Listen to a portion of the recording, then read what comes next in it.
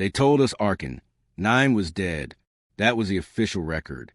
A failed terraforming attempt buried deep in the margins of old colonial logs.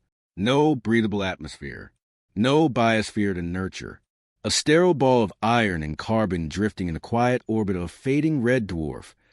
Barely worth a mention in the updated galactic charts. Arken-9 was a footnote, a ghost world lost to bureaucratic forgetfulness, orbiting silently beyond the rim of mapped space in the shadow of the cradle expanse. There were no resources to recover, no strategic value to leverage. The planet was marked null priority decades ago. But then came the signal.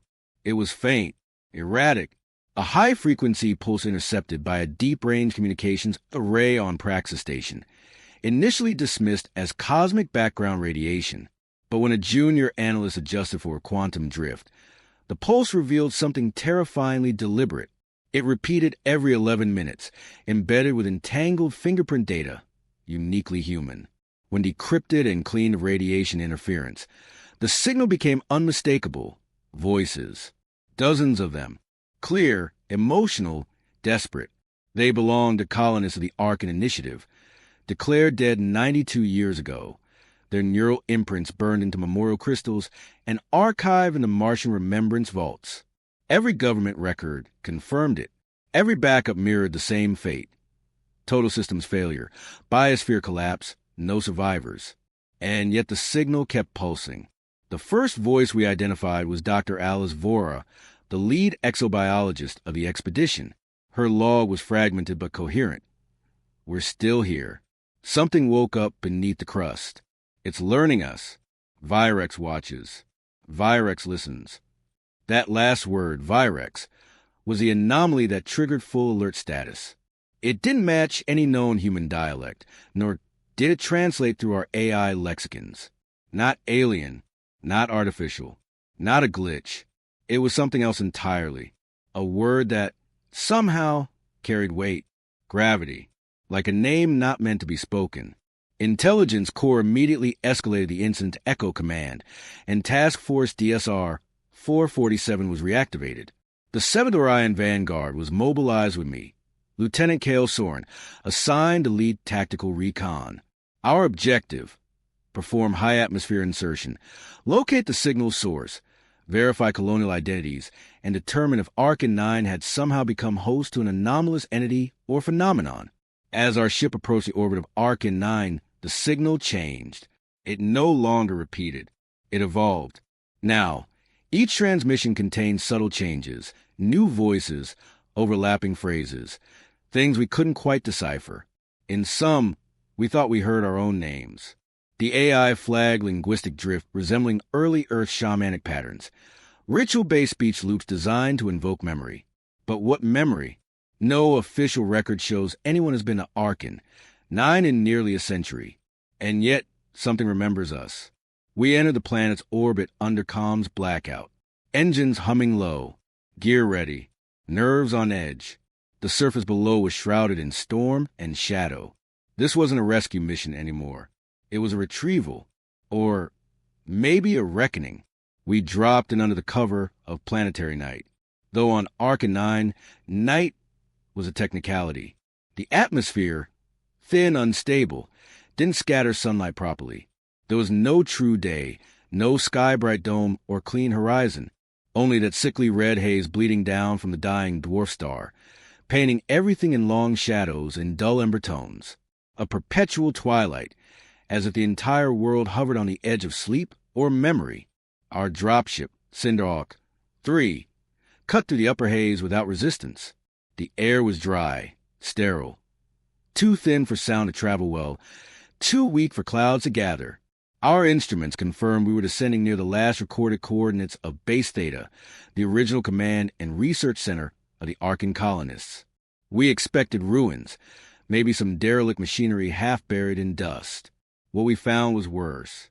There were no structures, none we could recognize. Anyway, the terrain matched the landing maps, but where we should have seen modular domes and atmospheric processors, we saw ruin, monolithic slabs of stone, half sunken into the blackened soil, crystallized spires jutting from the ground like frozen lightning. Everything looked melted and warped. Steel fused into rock. Concrete blistered into strange organic shapes. But there were no signs of impact. No craters. No blast radii or charring. The thermal scans returned ambient cold. No residual heat. No radiation spikes. It wasn't destruction in the way we understood it. It was degradation. Like time itself had been compressed into a singular moment and turned the entire outpost inside out. Then we found him. He was kneeling, hands resting on his thighs, head tilted slightly as if listening. A man, probably late 40s, wearing an outdated exploration suit with the Arken Initiative insignia still etched across the chest plate. His skin was pale and papery, dry as desert bone, but intact. No decay, no damage. His eyes were open, gray and glassy, but not clouded with death. Just still. We ran every scan we had, biometric, neurological, spectral. No life signs, no brain activity, but no biological decomposition either. His body had no internal moisture, but the tissues were preserved in a way that defied environmental logic. It was like he'd been freeze-dried in place without any cryogenics, as if he had been halted in a single moment of time and never allowed to leave it. We found 5 more within the first hour, all in different positions, some standing, others crouched, a woman halfway through what looked like a sprint frozen mid-stride, each one untouched by weather or time. Every eye open. There were no signs of violence, no wounds, no panic in their expressions, just silence. The ground around them was smooth, like vitrified sand, glassy and reflective. When we looked down into the surface, we didn't see our reflections. We saw flickers, images, faces not our own, places we didn't recognize. One of my squad mates, Raul, swore he saw his mother's face in the sand, whispering his name. That's when our comms began to distort, not from interference, from something mimicking our voices. He stood there motionless on a ridge of obsidian stone. No suit, no helmet, no oxygen gear. Just a simple jumpsuit from the early days of colonization. Worn, sun-bleached, stitched with the emblem of the Arken Initiative. His chest rose and fell slowly, deliberately. He was breathing. On a world with 3% atmospheric density, he was breathing. We froze. Private Nearest tried to step forward, weapon lowered, but the man raised a finger. One gentle motion. Not a threat, not a warning. A gesture of silence. Then, in a cracked, dry whisper, he spoke. It watches from beneath. No more. Just that. Before we could respond, his body faded. Not collapsed, not disintegrated. It simply unraveled, like dust being pulled backward through time. One moment he was there, the next, only his outline remained in the ash-layered soil, like a shadow burned into the surface of the world. Command triggered phase 2, descent. Our instruments, which had been behaving erratically since the drop, now locked onto something beneath the surface. Movement, deep and deliberate. Not seismic, not tectonic. Something alive. The scans mapped out tunnel systems under the ruins, a lattice of caverns that hadn't appeared on any data from the original terraformers. No known blueprints, no excavation logs, and yet the formations were precise, too angular, too deliberate. It wasn't just a movement, it was a thermal profile. Whatever was down there wasn't warm. It wasn't even cold in a conventional sense. It emitted negative energy, not absence of heat, but something that pulled it in, like a sinkhole in the laws of thermodynamics.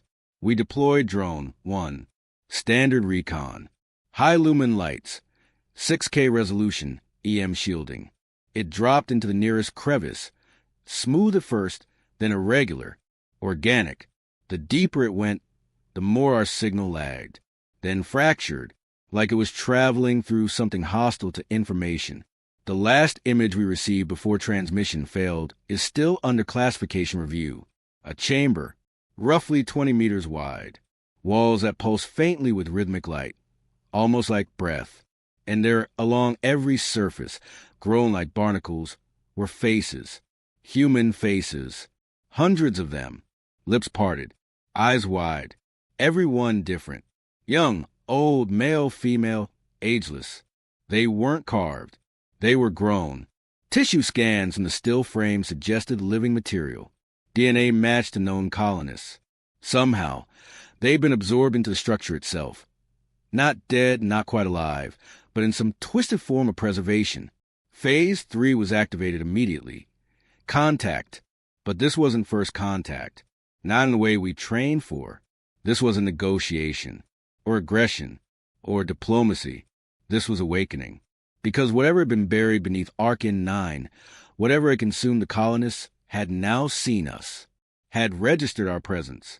And from the flickering telemetry in our remaining sensors, something had begun to rise. Not in fury, not in curiosity, but in recognition. Sublevel 7 was where the maps ended. The corridors leading down to it were angular, unearthed from layers of fused bedrock and slag metal. Whatever had melted the original colony's foundations had left behind tunnels too precise, too symmetrical to be natural. And yet, no tool marks, no structural supports. Just endless stairwells cut into obsidian like glass, spiraling deeper until even the soil seemed to hum beneath our boots. When our squad reached the chamber at the base, the air changed, not in temperature or pressure, but in memory. We found what had once been the core of the Arken-9 colony, a data center and fusion hub, according to old schematics. But it was gone, swallowed by something else, something alien.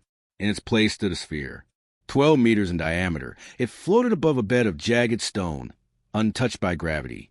Its surface pulsed, waves of dull bioluminescence coursing beneath its translucent shell like blood through veins. The glow wasn't light in the traditional sense. It didn't reflect. It absorbed, pulled the color from our suits, the shadows from our eyes. Even sound felt muffled around it, as if the world grew quieter in its presence. Admiral Rowe ordered a full-spectrum scan. Kelso deployed the sensor drones. That's when the voices began. First a whisper, then a chorus, not from radios, not through external comms, from inside our helmets, inside our skulls. Every squad member heard something different. Private Malik collapsed, sobbing, whispering his daughter's name. She died on the colony ship Cracer 5 years ago. She was humming a lullaby only he could recognize. Sergeant Holland dropped his rifle and screamed, accusing us of betrayal. He kept shouting the name Elise over and over, his wife, long dead from lung rot on Mars. Me? I heard my brother, Elias. His voice was ragged, terrified. I hadn't heard it since Titan, when his shuttle disintegrated during re-entry. But now it was screaming in my ears. Don't look at the sky, Kael. Whatever you do, don't look at the sky. Admiral Rowe tried to rally us. Ordered focus. Discipline. No one moved. Even he looked shaken. And then Kelso touched it. It was just a moment. His glove barely brushed the surface of the sphere. And he unraveled. There was no sound, no scream. His body didn't explode. It didn't burn. It came apart, elegantly, impossibly, layer by layer, like someone was peeling away the physical concept of Kelso from existence. His suit separated into filaments of data. His flesh atomized without a trace of heat or energy. One moment he was there. The next, only his shadow remained, stained into the floor like a memory. We couldn't move. The sphere pulsed again, brighter now, faster. And this time, the hum wasn't the walls. It was in us. Something in the chamber had seen us, registered us, and now it was listening, waiting. The Admiral gave the order to retreat. Only half of us obeyed. The rest? They just stood there, smiling. Kelso's erasure left a silence more profound than any I'd experienced in a vacuum. He didn't disintegrate. He didn't burn. He simply unwound, as though his being had been converted into strands of radiant energy and quietly gathered by invisible fingers. There was no residue, not even the metallic tang of ionized air, just a faint shimmer of dust suspended where he once stood. Then, as we tried to process the impossibility before us, the sky blinked. It was subtle at first, a dip in brightness. The red dwarf sun above Arken-9, already dim and shrouded in thin cloud, seemed to flicker like an old projector frame skipping a beat. But it wasn't atmospheric interference. It wasn't a storm. It was something casting a shadow, a massive one. Phase 4. Skyborne Protocol initiated. Our helmets recalibrated. Scanning upward. Every instrument maxed out. Radiation spikes. Gravitational anomalies. Electromagnetic interference in the gamma band. But above all, a presence. A shape hovered between Arken-9 and its dying sun. Not orbiting. Not drifting. Hovering, motionless. Perfectly aligned. Its silhouette stretched across a third of the sky, like a spiderweb cast in obsidian steel, etched in fractal geometry that our minds could barely resolve. Not a ship, not a station. Not alive, but not inert either. A construct or a being that had rested there for millennia, dormant above a dead world. And now it was awake. The first pulse hit our comms like a meteor through crystal. Static exploded through our ears. Some screamed. Some bled from their noses. Others dropped to their knees as the radiation burst fried systems and neural implants simultaneously. It wasn't a weapon. It was a voice, a transmission not meant for human senses. A language spoken in the ancient dialect of particle decay and magnetospheric tension. The sphere behind us, the one that consumed Kelso, cracked open. No light poured from within. No dramatic explosion. Just a slow, deliberate unfurling, as if a flower made of bone and memory had bloomed from the heart of Arken-9. Something emerged, crawling, stretching limbs that shimmered between states of matter. Not flesh, not metal, something between. At first, I thought it was a hallucination, because it wore the face of our captain, Captain Dahlia Varn, who had died 5 years ago in a black hole retrieval mission near the Maelstrom Gate, whose death we witnessed, whose body we buried. But here she was, her face perfectly replicated. Same piercing eyes, same scar across the jawline, but wrong. Too smooth, too calm, too still, and when she opened her mouth, her voice echoed with several layers, each one slightly out of sync. "You woke the Virex," she said, and we understood, even without translation, that we'd broken a silence meant to last for eternity. The being, if it could still be called that, stepped forward, and the ground recoiled beneath it like a living thing in fear. Around us, the ruins of base theta trembled, not from seismic activity, but from memory, as if the planet remembered what had happened the last time the Virex walked its surface. And now it remembered us. There is no containment now, only remembering. That was the last thing the Not Captain said before it. Unraveled, not disappeared, unraveled, like threads of existence being pulled loose from a tapestry too ancient to comprehend. She dissolved into motes of data and memory, fusing into the air like smoke that refused to dissipate. The air itself became heavier, not with weight, with history. The moment she vanished, everything changed. The ruins around us shuddered with a soundless scream, not heard by ears but felt in the bone. The planet knew. Arken-9 remembered. And we ran. We didn't make plans. There was no mission protocol for this. Just a pure animal response. Survive. I saw Lieutenant Merrick vaporize mid-stride, one foot touching a strange glyph embedded in the sand, and the next moment, gone, like he'd never existed. Ensign Drea fired into the air, screaming, before her weapon curled inward like paper in fire and consumed her hand. Sergeant Lin tried to call for extraction. His voice looped in the comm system endlessly, hearing his own scream on repeat as he clawed his helmet until the signal took him to. The air was folding. Reality twisted in impossible geometries. I saw shadows where there was no light, heard voices in languages that hadn't been spoken since the stars were young. Memories that weren't mine flooded my mind. Civilizations dying in silence, minds trapped in stone, entire planets wiped clean not by war, but by regret. The Virex didn't attack us. It mourned us. I barely made it back to the dropship. Its auto-NAV was already corrupted, thrusters bucking against gravity that seemed to change with every second. I don't remember launch. Just pressure, light, a deep voice I felt inside my skull whispering, "You are remembered now." I didn't sleep during the jump. I couldn't. My dreams weren't mine anymore. Only I escaped orbit. Epilogue. Level black clearance. Intelligence Core Vault // archive entry redacted.